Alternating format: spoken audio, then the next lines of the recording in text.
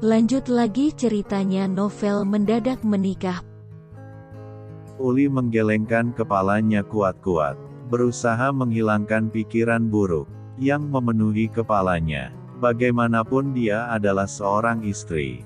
Menjadi istri yang baik dan patuh serta memenuhi kewajibannya adalah ciri-ciri anak yang telah berhasil dididik oleh orang tuanya. Aku tidak boleh mengecewakan mamak dan bapak. Apalagi Tuhan yang Maha Baik telah memberikan aku segalanya. Aku harus bisa menjadi seorang istri yang baik, yang patuh serta taat akan perintah suami. Tiba di depan pintu kamarnya, Uli membuka dan menutup kembali pintu itu dengan kasar, membuat Arya yang masih tertidur jadi bangun karena terkejut. Mengerjap-erjapkan matanya, Arya menatap jam dinding yang terpampang nyata di atas televisinya. Baru jam 5:30 pagi, tapi Uli sudah terlihat rapi dan cemberut. Cemberut? Ada apa? Baru juga tinggal di sini 1 hari, tapi sudah tidak betah saja. Memangnya aku apakan dia? Unboxing juga belum, pikir Arya. Kenapa cemberut? Tanya Arya sambil bangun untuk duduk. Meneguk air putih yang ada di nakasnya. Sebuah kebiasaan yang hampir tidak terlupakan oleh Arya saat setelah bangun tidur. Aku membenci para pekerjamu yang ada di dapur itu, ucap Uli penuh kekesalan. Memangnya ada apa? Apa mereka menyakitimu? Tanya Arya penuh keseriusan. Uli menjawab dengan cara menggelengkan kepalanya. Dia enggan membuka mulut. Mereka membuli kamu? Tanya Arya lagi. Lagi-lagi, Uli hanya menggelengkan kepalanya saja. Dia benar-benar tidak berniat untuk menjawab. Lalu apa-apa mereka bertindak kurang ajar? Mereka menyakitimu? Arya mencerca Uli dengan beberapa pertanyaan. Hampir saja kesabarannya hilang karena Uli tak kunjung membuka mulut untuk menjawab pertanyaan Arya. Lebih parah dari itu semua, Uli berkata dengan suara yang dibuat-buat. Aktingnya mulai lagi. Rasanya sudah hampir 2 minggu lebih Uli tidak berakting adegan tersakiti seperti ini. Ya, masalahnya apa, ceritakan padaku. Atau, kamu mau mereka semuanya kupecat? Tanya Arya tiba-tiba. Baru saja bangun tidur, nyawa pun belum terkumpul sepenuhnya, tapi sang nyonya rumah sudah memasang awan hitam di pagi hari. Mendengar hal itu membuat Uli menatap Arya dengan tatapan tak percaya. Inikah yang ditakuti oleh para asisten rumah tangga bagian dapur itu? Mengapa cerita hidup Uli jadi seperti ini?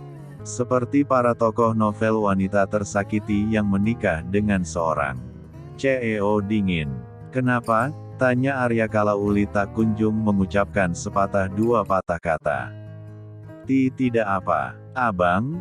Tidak perlu memecat mereka, sebab mereka sangat baik padaku. Saking baiknya, mereka tidak ingin Nyonya Arya kenapa-kenapa sampai tidak diizinkan untuk memasak buat sarapan suami. Air mata Uli rasanya ingin menetes saat itu juga. Dia membenci perlakukan para asisten rumah tangga itu.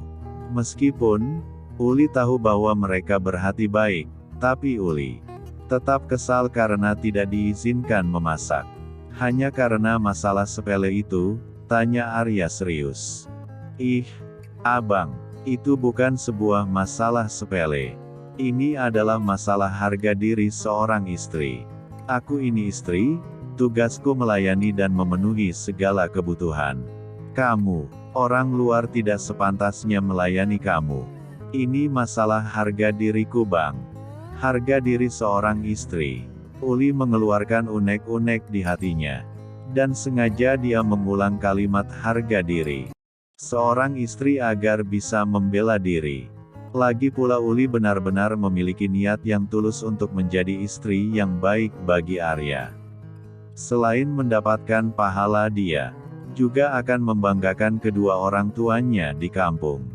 Lalu aku harus mengatakan apa? Para pekerja itu memang tidak akan melakukan apapun tanpa persetujuan atau perintah dariku. Laglan, Wajar saja mereka melarang kamu untuk memasak. Kamu adalah Nyonya Arya. Tugasnya, ya duduk manis, merias diri, menunggu suami pulang dan menghabiskan uang suami. Itu dalam pikiran mereka. Kata Arya berusaha menjelaskan permasalahan ini dari sudut pandang para pekerja yang sudahlah bekerja dengannya. Abang, membela mereka? Tanya Uli memicingkan matanya. Aku tidak membela mereka. Aku hanya berkata melalui sudut pandang mereka saja. Mengertilah bahwa mereka menghormati kamu. Namun, kalau kamu benar-benar ingin menyiapkan makanan untukku, maka akan aku katakan pada mereka untuk mengizinkan kamu memasak. Arya memang tak berniat untuk membela atau bahkan menghalangi Uli dalam melakukan tugasnya sebagai seorang istri. Hanya saja para pekerja itu pasti merasa sungkan jika nyonya rumah mereka bekerja keras, mengambil alih tugas mereka, padahal Arya sudah membayar mahal untuk upah mereka. Benarkah? Tidak berbohong. Aku hanya ingin masak, tidak mencuci, apalagi membereskan rumah atau apapun itu.